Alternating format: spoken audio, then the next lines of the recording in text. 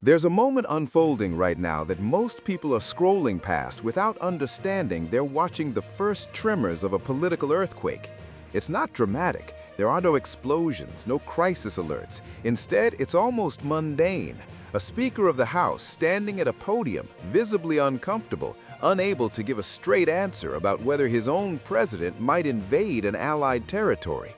Watch his face closely. That's not political calculation, that's fear. Raw, undisguised fear. And that hesitation, that stammering deflection is the sound of Republican power beginning to fracture in real time. Mike Johnson wakes up every morning and counts heads, not metaphorically, literally. One died, another's hospitalized. Marjorie Taylor Greene walked away. His majority isn't thin anymore, it's a mathematical ghost. It exists on paper, but evaporates the moment anyone decides to test it. And meanwhile, Trump is out there escalating rhetoric about seizing Greenland by military force, threatening to abandon NATO if Europe objects, dragging the entire party toward a confrontation that could shatter what's left of Republican unity into pieces too small to reassemble. This isn't really about Greenland at all. Greenland is the pretext, the stage set for something far more primal. A wounded leader sensing his grip slipping and reaching outward for dominance before the collapse becomes undeniable. History has shown us this script before. When authoritarian-minded leaders feel domestic power draining away, they manufacture external crises. They escalate, they provoke, they gamble everything on one dramatic move that forces everyone to fall in line or be branded a traitor. And right now, watching Trump's fixation intensify as his internal polling flashes red, we're watching that exact pattern unfold. The mathematics of zero. Mike Johnson's working majority is functionally zero. Not 2 seats, not 5, zero. He cannot afford a single defection on any meaningful vote without triggering institutional collapse. Every piece of legislation, every procedural motion becomes a survival test where one angry Republican can detonate his speakership before lunch. This isn't governance, it's hostage negotiation, and the hostage is Johnson himself. When reporters ask about Greenland, they're forcing him to choose which cliff he wants to jump off. On one side stands Trump, escalating daily, talking about boots on the ground, floating abandoning NATO if Europe objects. On the other side are swing district Republicans who know their voters didn't elect them to start a war with America's oldest allies over frozen tundra. Donors watching their portfolios tank every time Trump tweets about invading somewhere new. Johnson hesitated. He deflected. He gave the most cowardly answer possible. We're not at war with Greenland. As if that obvious statement somehow addressed whether his president is seriously considering making it happen. That non-answer revealed everything. This was a man clinging to power by his fingernails, trying to survive one more news cycle. The fear was palpable. This is what a collapsing power structure looks like from the inside. The alliance obliteration. Senator Chris Murphy said something that should make everyone stop scrolling. He didn't dismiss Greenland as distraction. Instead, he laid out a chain reaction so devastating it demands we take this seriously. Greenland isn't just another piece of territory Trump is obsessing over. It's a keystone of the entire Western alliance structure. Any serious military move against Greenland doesn't strain NATO, it obliterates NATO. 75 years of coordinated defense policy, shared intelligence networks, mutual security guarantees, reduced to rubble in a single reckless afternoon. The moment that alliance fractures, every assumption underpinning global order collapses overnight. China's watching, Russia's watching. They're seeing an America that can't keep its own party unified, can't manage its internal contradictions, and is now seriously debating whether to blow up its most important alliances over an impulsive fixation. The message that sends isn't strength, it's volatility, a superpower in visible decline, thrashing around for anything that feels like dominance while the foundation crumbles beneath it. Murphy's warning was a flare shot into a darkening sky. The United States cannot confront China alone. America's advantage has always been its alliance network, the ability to coordinate with Europe, Japan, South Korea, Australia, to present a unified front that makes aggression too costly. Break that alliance, and you don't weaken China. You hand Beijing the greatest strategic gift imaginable, a fractured West, alliances no longer trusting each other, security guarantees revealed as conditional and transactional. That's not a scenario where America wins. That's a scenario where American global leadership ends with a whimper of self-inflicted wounds. The pattern of authoritarian escalation. This isn't Trump's first Greenland obsession, and that's what makes it ominous. He floated the idea during his first term, pushback forced a retreat, but what's changed isn't Trump's interest, it's the context. Trump is operating now from profound domestic weakness, masked by aggressive rhetoric. His internal polling is flashing red. His coalition is splintering visibly. Republicans are resigning, others openly defying him. Thomas Massie isn't whispering dissent, he's broadcasting it on every platform. The aura of inevitability that once surrounded Trump's control of the party is evaporating. When authoritarian instincts feel domestic power slipping, they don't consolidate quietly, they escalate outward. They manufacture crises big enough to drown out internal weakness with external confrontation. They gamble on dramatic gestures, betting on displays of dominance abroad can compensate for eroding authority at home. This is a pattern repeated across centuries, across continents, across every political system that's collapsed into chaos. This isn't about strategic minerals or shipping lanes. It's about creating a crisis dramatic enough to reorder the political landscape, to force loyalty through fear, to make opposition look like treason in a manufactured emergency. The Miller factor. Trump isn't acting alone, and that's what transforms this from troubling to volatile.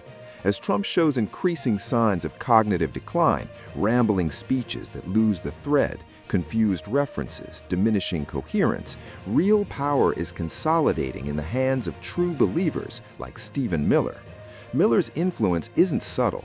He's driving Venezuela policy alongside Marco Rubio and Pete Hegseth, but it's Miller who consistently pushes hardest for military intervention, for aggressive confrontation, for policies that deliberately blur legal lines and constitutional boundaries. Miller understands something crucial. Policy details matter far less than narrative framing. Push boundaries until institutions either break or reveal their limits. Repeat dangerous ideas until they stop sounding dangerous. Dare Congress and allies to respond, knowing that hesitation itself becomes acceptance, a step toward normalization. This is why the administration's messaging has become contradictory to the point of incoherence. Trump claims certain operations fall outside congressional war powers because they're law enforcement actions rather than military interventions, semantic gymnastics designed to sidestep constitutional constraints. But the argument collapses when applied to Greenland. There's no rhetorical trick clever enough to transform sending American troops into allied NATO territory as anything other than an act of war. Senators like Ruben Gallego are introducing resolutions to block such action. Even Republicans who spent years avoiding confrontation are quietly building resistance. The Miller contradiction. Marco Rubio's statements crystallize this contradiction with painful clarity. As Secretary of State, Rubio speaks careful diplomatic language while leaving every door to military force wide open. His insistence that all options remain on the table is meant to project strength, but in this context, it achieves the opposite. It signals a White House willing to risk alliances without a clear strategy, without an endgame, without even a coherent explanation of what victory would look like. The hypocrisy is staggering. Many of the same voices now calling Greenland essential to national security spent years downplaying support for Ukraine, a country actively resisting Russian military aggression. The inconsistency isn't lost on European allies or American voters. It reinforces the perception that these arguments are convenient rather than sincere, tactical rather than strategic, designed to justify whatever impulse Trump wakes up with rather than serve any coherent vision of American interests. The speakership trap. Johnson is watching these contradictions pile up like debris from a slow-motion controlled demolition, knowing he'll eventually be forced to defend the indefensible on camera. His visible irritation at gotcha questions isn't arrogance, it's barely concealed terror. Terror of being forced to articulate a unified Republican position that simply doesn't exist. There is no coherent party stance on Greenland. There's Trump's impulse, Miller's ideological aggression, Rubio's diplomatic hedging, and Johnson's paralyzed silence.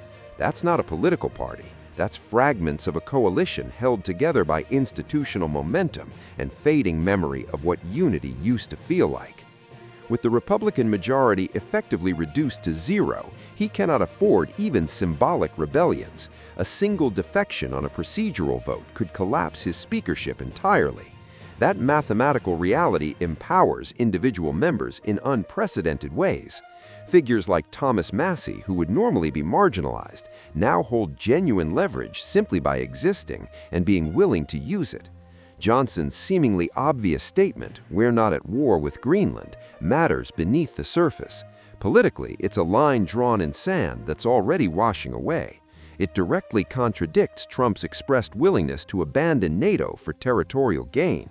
It signals to nervous members and terrified European allies that someone, somewhere in Republican leadership still recognizes the magnitude of what's being discussed, even if that someone lacks the courage to say it plainly and forcefully.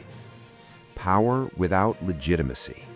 What we're witnessing is a governing party trapped between impulse and consequence, between the fantasy of unchecked power and the reality that power requires consent, institutional structure, and public trust, all eroding visibly.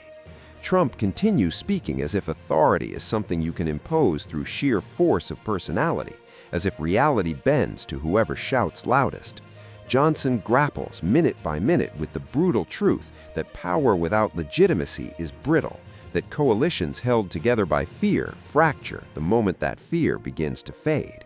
And that fear is fading now. You can see it in the resignations, the defections, the public contradictions, the polling showing erosion even within the supposedly unshakable MAGA base. Greenland has become far more than a foreign policy debate or presidential fixation.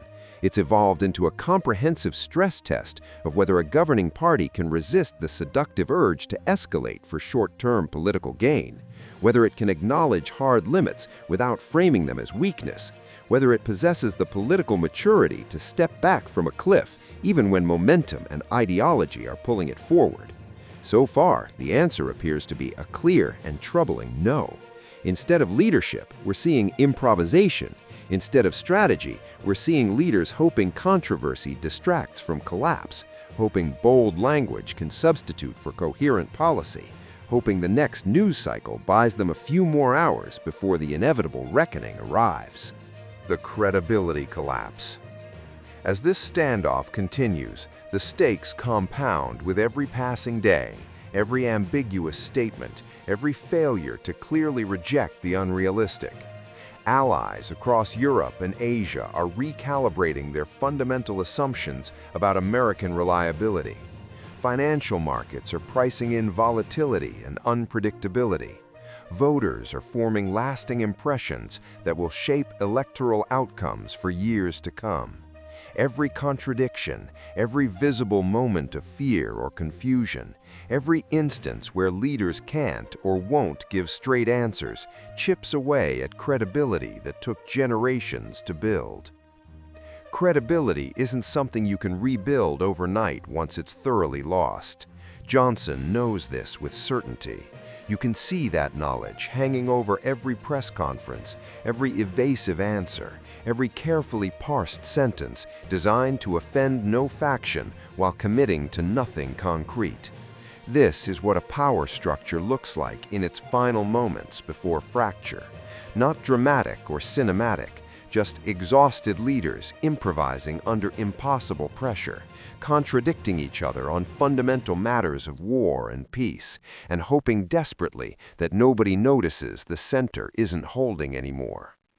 Greenland is just the pretext, the theatrical stage where a much larger drama is unfolding. And that drama is about something far more fundamental than Arctic territory or alliance politics or even Trump's personal obsessions. It's about whether American democracy can survive a leadership class that systematically confuses escalation with strength, visibility with control, and dominance with legitimacy. Right now, standing at the beginning of 2025, watching Mike Johnson stammer through questions he cannot answer about a crisis that shouldn't exist, the answer to that question grows more uncertain with every passing hour.